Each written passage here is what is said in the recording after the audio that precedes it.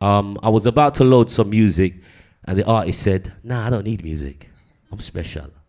So special." So, give it up for Digga, Jah Digga in the building. Yes, Robert. Bless up, manners and respect every time. Yes, people, the man, way, man, we're good, yeah? Yes, lovely work. Yeah, but I go by the name of Jah Digga. I'm a spoken word artist. I do a bit of rapping in that. First of all, I just want to big up Hakeem and the team for orchestrating this platform. You get me? Big up the moderator, CC, big up Robert Ranks Legend, big up the panelist. Yeah, man, this is what it's about, man. It's about collective energy. You get me? Reasoning and just seeing what we can do to just uplift ourselves, you get me, as a people. But I'm going to get into my first piece anyway, yeah? Grandma's place. All of your uncles and aunties under one roof is the reason why there was a smile on Grandma's face. The aroma of soul food created a whole new sense in my nasal. The reason the question is food ready, being answered like patience. Grandma's place is foundation, it's where it started. The old school furniture, the vintage carpet, the fridge magnets on the fridge showed that the yard was owned by yardies. The beatings that Cuz got for putting his hands in the Dutch pot were legendary. Cause all you heard is how the blood clot, but off back came secondary. I miss Grandma's place. She passed away. And when she died, things changed cause some of the family don't even chat today. So I'm like, come mom, if I made 2K, I'll be like, here's a grandma, like I'm bringing back my mum's mum. We gotta keep the family tight, keep the legacy living. So I sit my cousins down, turn the TV off when I'm telling the vision with hella description. My grandma's place was the heartbeat. It had a vibe. And even though she died, it doesn't die, I wouldn't lie. So if your grandma's alive, phone her up, tell her hi, say something nice. Come on, mate. Because what would Sundays be without Grandma's place? Now, have you ever been peckish and food was a plan and then, boom, Grandma's place was a place you knew there was scran. En route in a flash, containers for leftovers, food in the bag, job done. And no matter how old you are, if you get sent shop, you're doing the shop run for hot bun, basmati rice, seasoning and a crossword. The Asian man in the corner store knew Granny well. And every time I entered his shop, he wished Granny well. Shout out to Akbar. Because when he was closing, he let us inside to top up the gas card. Grandma's place where it was righteousness and pure. I couldn't have been the only grandchild to try the moonwalk on a slidey kitchen floor. Barry's Hammond in the background, I couldn't get tired of his voice. Kitchen table, every plate full. Yo, cuzzy, that mac and cheese, hand it over. Food done. Nigga writers ain't nothing more comfy than my granny's sofa. My grandma's place was the heartbeat. It had a vibe. And even though she died, it doesn't die, I wouldn't lie. So if your grandma's alive, phone her up, tell her hi, say something nice. Come on, mate. Because what would Sundays be without Grandma's place? Yes, people, thank you.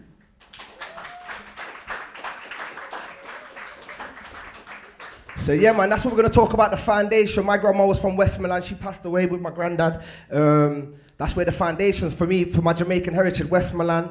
You get me, I used to go visit her. And you get me, that's where the morals, that's where the mindset, the gems that they used to drop was embedded in me, you get me? So always got to pay homage to the grandparents. I'm going to get into this next piece, it's called Poet Off the Ends. Let's get straight into it, man. I'm not talking bed snacks. When I say bread back is what I consume for that whole day main course. See, we literally had to brainstorm a way for us not to stay poor. So 8 balls of flake roll was what put food on my table, and I'm not proud. But I'm sick of these middle class kids who act like they never had a silver spoon shoved down their idle mouth. I put my life on it. How ironic, we're trying to get out, but they want to be in. You see, my patience is running horribly thin. You know how much man I've dead? You know how much man I've been juiced up on meds and these suburban punks wanna flex on our mess? I'm not buying that gangster act. What, cause they drive a prestige car and wear a fancy hat? You don't know about the struggle and the stance it has. You ain't nothing, gully. In fact, go and spend mummy's money and hush it for me. Cause these little brothers round my way, they'll order half a box and have you meet up round my way, and you know how that goes. Culture vultures I've known have been stripped of their backbone. What's a floppy disk to a hard drive? Worm-like. These crackers always trying to jack us and come with their bull crap. Jerk rice. These brothers think they're going somewhere fast, but they're too loud. Dirt bike, you hurt mine. I mean, I told you. I deal with manners and respect. And when it comes to elders, it's hello, goodbye. Plus we were taught to speak when we was told to. I see some of these kids telling their parents, shut up. If I tried that as a youth, I'd get broke up. VY leather belt, arse cut up. I would hit the ground so hard I don't think I would have got up. How dare some? Kids badding up the people who brought them here. Come, I teach my kids, if you see any of your peers rant on their parents, then you can't be friends. Now I'm glad you got that cleared up. Now help me clear up house chores. Grab these detergents and scrub that ground floor. Because if you thought you was going to be a couch spud on a tablet, on a downfall, bad luck, it nagosa, I'm not with that. And if I see any of these kids talking reckless to their parents, I'm going to make them feel this small, because that's not bossy, fam. You see, I'm from an era where kids used to help elderly women with their shopping bags, and when they tried to give us money, it was like, nah, I got you, nan, and that weren't even grandma. I told you where we've gone wrong. Complacent so the place was neat. We don't socialise. We sat on our arse doing the timeline scroll, watching the world tell social lies. Or we woke because we've got open eyes, and because our eyes are open, there's potent lies being told. Plus the kids are the victims. I can see eyes being rolled. I think they want me to preach. So I'ma preach like a pastor in his peak. I'ma preach like one of them American scholars in the street. These young juveniles are being pulverized and this mechanism weak. If we don't water our flowers, the pulse, it dies. Intuition, that's what talks inside. Like when you walk with a knife, that voice comes alive. Like, listen, it speak. Conscience, I'm on this, / I'm not on this. Righteousness v wrongness, go ahead, listen to your soul. We should be planning our vision, attacking our goals instead of banging on ops like, man, them, let's roll, it's lame. I'd rather work in an Asda stock room than doing bird in pen in a prison costume. I'd rather be dead broke than dead folk. Come on, you get the gist. I'm not saying everyone's a perfectionist, but this waste of talent makes me sick. I know kids who should be playing in the Premiership, slumped dead in a whip or strung up off crack. They should be earning 50k a week. That's an abundance of cash. Go do yourself proud. Go break for your town. Go break this omen that's been put on these roadman and showman. We're more than showman for this road thing. We believe in you. And I'm just the poet of the ends. No, I don't pretend.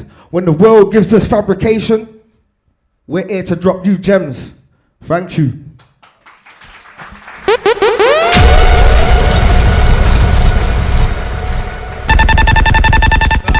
I got one more for you guys, yeah, then the show can carry on.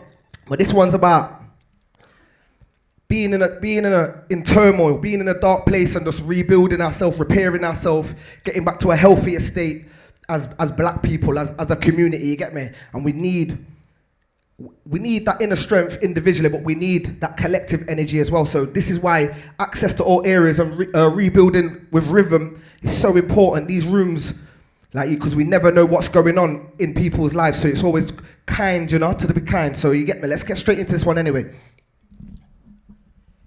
Personally, adversity brought me be the man who I am today. And what was meant to bring out the worst in me actually installed a strength inside that works for me. Even though I was raised on these dirty streets surrounded by guns, drugs, murder scenes in the first degree from early B, I felt something inside a yearn to search for peace. I've been at the lowest of lows, felt worthless, weak. I've been as high as a kite in the sky, the word is free. But until we embrace ourselves internally, we'll forever be seeking outside validations and concerns are deep. I'm just a poet of the ends. The diversity of my friends go from bad man with skangs to nerds helping me get my MacBook on the mend. Love is love. Let's not pretend.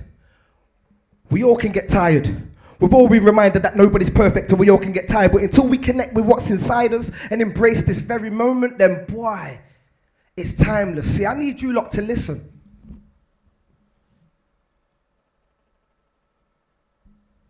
There's a peacefulness in the silence. It's vibrant. The power of right now can have you rise up from the ego's nobody to a giant. I want you to try it. Forget about yesterday. And don't worry about tomorrow, because it's not quite that time yet. The intricacies of my dialect will outlast my decomposing body in that pine box. So I try not speak unless it's with the impeccable word. Let's not get sidetracked. I'm healing. I'm healing from so many addictions. I'm healing. I'm healing from PTSD. I'm healing. I'm healing from an impulsive condition. I'm healing. So if you ain't about building up this community, rebuilding the rhythm with AAA, then please leave us. We're healing. You see, sometimes I just kick back and recap, looking at the history of my patterns on how I used to relapse back into my old ways.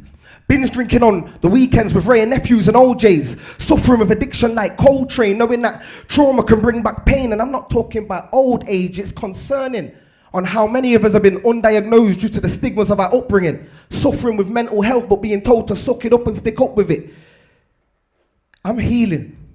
I'm healing from so many addictions. I'm healing from PTSD. I'm healing from an impulsive condition. I'm healing. So if you ain't about building up this community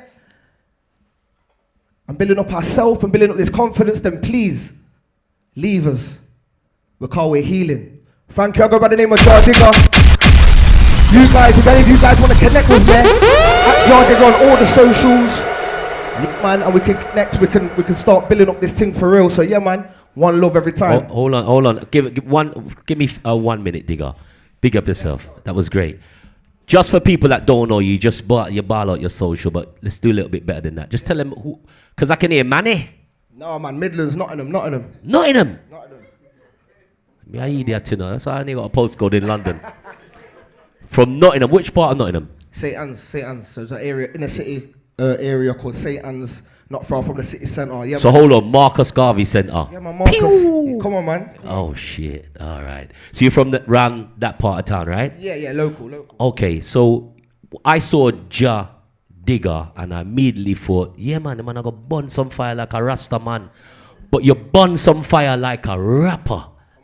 Come on. Tell us about how you come about and obviously how you're bar certified like that, bro. So yeah, it's just experience, man. It's just life experience, man. Sometimes, you know, we have to go through experiences and go through life to kind of understand who we really are. You get me? And tap into that vulnerability and tap into honesty. You know what I mean? Like growing up in the inner cities, you know how it goes. It's all around the world. Like you can get sidetracked, you can get influenced, you can get led down the wrong path. You know what I mean? But when you find yourself and you know your truth and your worth, then you know, we have to just kind of honor that, you know, and just step in your light. You get what I'm saying? And that's what happened to me. I went through a dark time, bro. And so when did you musically find yourself? Yeah, that's what I'm saying. Like I went through a dark time, and then music, like I said, saved me, innit? Like I it was my diary. You get what I'm saying? Yeah. Music was my diary. Writing bars was my diary, and just letting my true emotions and true thoughts and true feelings and just pouring it out onto the page, man, and delivering it. And this is what I do now, you know what I'm saying? Like it's like going to the gym, man. It's like, you know what I mean? Keep fit, bro. That's it. You're doing well. So again, how do they find you? Yes, you can find me on all socials at Jah Digga, Instagram, TikTok. I'm not really on the TikTok thing, but we have to do it nowadays. You get me? And yeah, man, I'm all. But you don't talk. None of that. But yeah, man, I'm down for the networking, man. I'm down for just like connecting with like-minded people and like-minded creatives and just getting to that work, man, and just spreading the message. And you know what I mean? This is, like I said, this platform it's important. It's important. All right, Jah Digga, big up yourself, my Love bro. every time, yeah? Bless. Give it up for Jah Digga, yeah? Okay, we're going to play.